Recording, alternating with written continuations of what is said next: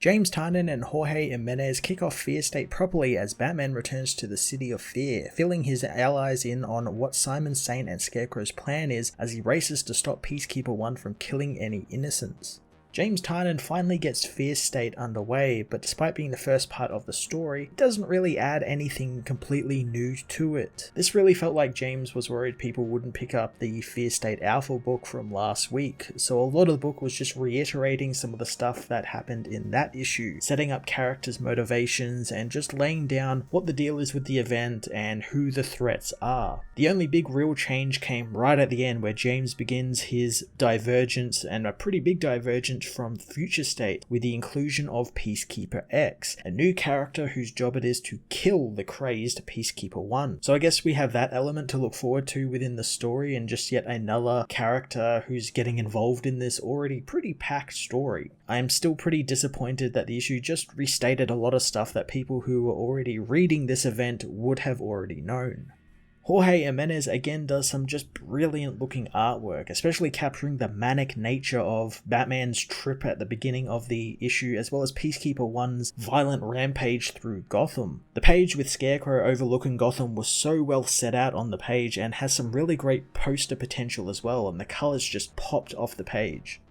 Batman issue 112 was a bit of a disappointing opening for Fear State, mainly since it reiterated what everyone who is even mildly intrigued with the event would already know, thus doesn't add any real new content to the overall arcs of the characters, apart from introducing an interesting new character in its final page. Jorge Jimenez's art, however, was top tier, and his colours and composition were the shining light through the darkness. I'm going to give this issue a 6.5 out of 10.